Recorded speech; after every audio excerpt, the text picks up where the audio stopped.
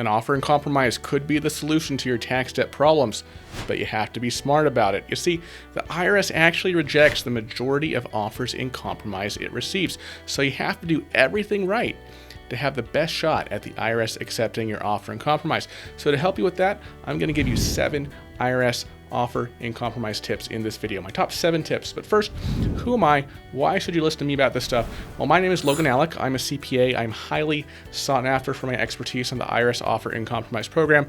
I own Choice Tax Relief, which has submitted hundreds of successful offers in compromise for our clients, as well as over 1,000 other successful tax resolution services for our clients. If you'd like a free consultation, give us a call at 866-8000-TAX. That's 866-8000-829, or fill out the form at choicetaxrelief.com. All right, now let's get into my top 7 IRS offer in compromise tips. Tip number 1, make sure you qualify. Not everybody qualifies for an offer in compromise. So before you submit your offer, make sure that you qualify, or you will be wasting a lot of time and potentially money as well. As a baseline, before the IRS will even look at your offer in compromise numerically, these 3 things must be true. Number 1, you have to be in filing compliance with the last 6 years of tax returns to the extent they were required. 2, you must be in payment compliance with your current year tax withholdings or estimates. And 3, you can't currently be in bankruptcy.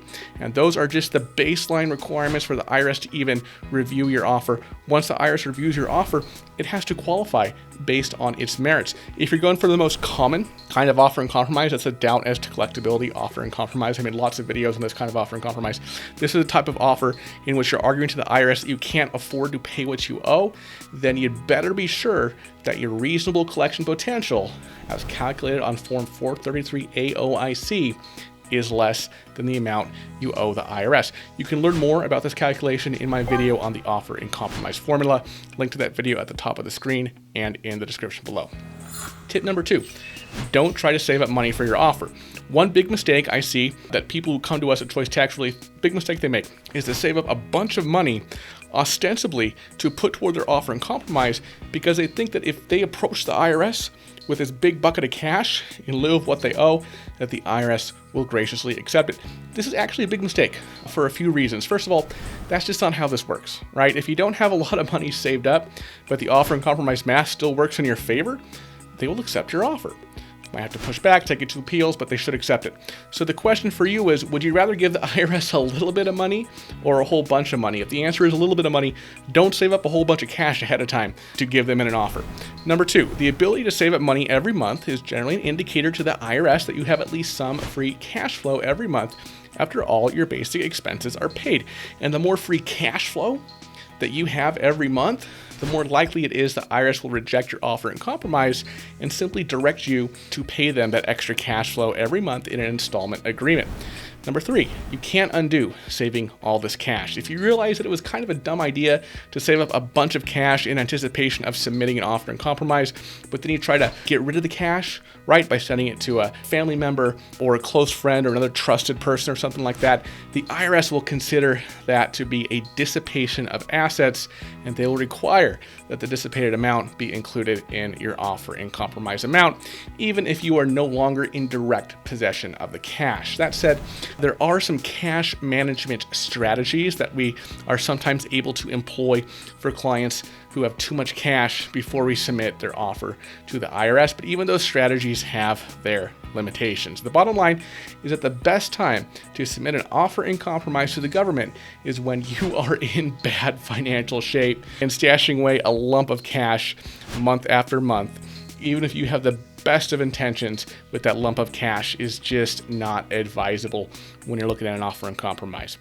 Tip number 3, get a job. Now, this offer and compromise tip may seem a little counterintuitive, given that I just told you that the best time to submit your offer and compromise is when you are in bad financial shape. And we get a lot of people who come to us at Choice Tax Relief because they just lost their job. And so they think that now is the perfect time to submit an offer in compromise because they aren't making any money right now, except maybe some unemployment checks. And while that is intuitive, I can see where they're coming from. It makes some sense on the surface.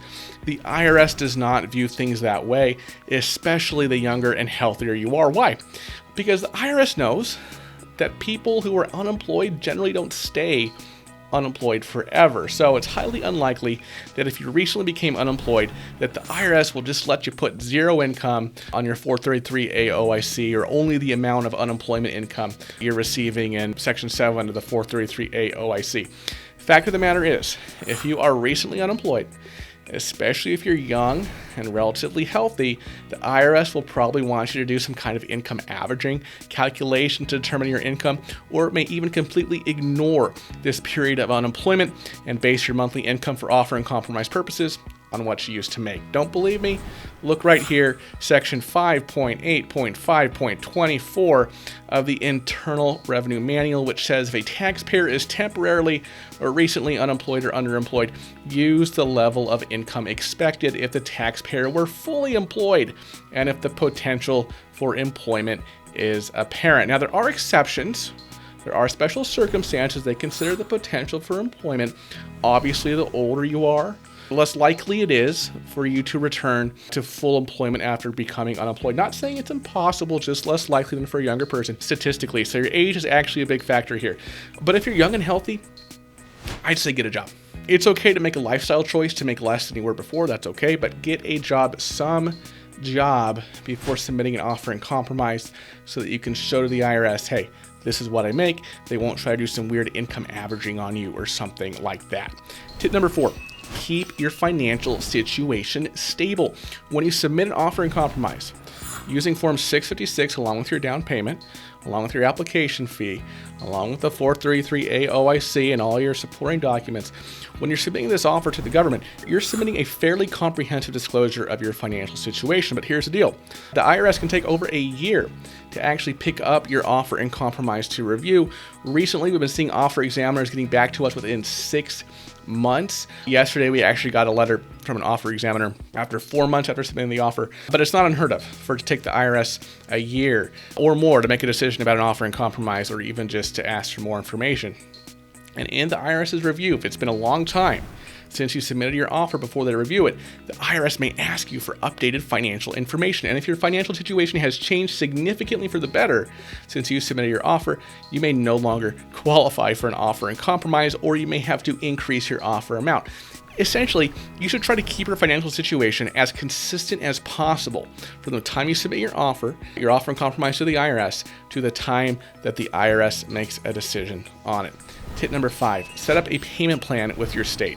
Many people who owe the IRS also owe taxes to their state if they live in a state that imposes a personal income tax. And if you didn't know, state revenue departments are generally much less agreeable to an offer in compromise than the IRS is. There are multiple reasons for this, one of which is that states generally have 20 years to collect a tax, IRS only has 10. Anyway, more often than not, the best resolution you'll get for your state tax debt is a payment plan, otherwise known as an installment agreement. But that's not all bad news, because your monthly payment toward your state tax debt just might lower your disposable monthly income in your offer and compromise calculation. So if you have state tax debt, consider making payment arrangements with your state revenue department before submitting your IRS offer in compromise. Tip number 6, know the IRS standard amounts. If you just run through the Form 433A OIC like you would, say, a loan or other financial product application, you're going to get it wrong. You have to input the figures according to the IRS's math as found in Section 5 of Chapter 8 of Part 5 of the Internal Revenue Manual. For example, you can't necessarily just put your total housing expenses on line 40 of Section 7 and expect the IRS to accept it. Now, you could put that amount. They might cap it, though. You have to look at the IRS's local housing standards for your county and your family size, okay? Because that's the amount that they will likely be using in your offer and compromise calculation. Now, there could be exceptions, and I've covered some of those exceptions in my video on the IRS offer and compromise formula. But in general, your expenses are going to be limited to the IRS standard expenses for several line items on the Form 433 AOIC. You have to complete that form in accordance with the financial analysis section of the Internal Revenue Manual for offers and compromise. And finally, tip number 7, don't be afraid to appeal rejection. If your offer and compromise is rejected, appeal it. You have nothing to lose. You would file your appeal using IRS Form 13711, request for appeal of offer and compromise. And because we at Choice Tax Relief are so aggressive with the offers that we submit for our clients. Very often our offers are rejected by the offer examiner, but then we win in appeals. In appeals, you have a completely separate and oftentimes more knowledgeable IRS employee reviewing your offer. And because we know our way around appeals, in fact, at Choice Tax Relief, we have a couple ex-IRS revenue officers and ex-IRS appeals officers on our team. We know how to work the system there. If you would like a free consultation with my team at Choice Tax Relief, you can go ahead and give us a call at 866-8000-TAX. That's 866-8000-829, or fill out the form on our website, choicetaxrelief.com. I also have some other offer and compromise videos for you on the left-hand side of the screen, as well as my special report on 7 secrets about your tax debt the IRS doesn't want you to know. You can download that special report by clicking the button right below my face. So lots to learn, lots to check out. Thank you so much for watching, everybody, and I'll see you in the next video. Bye-bye.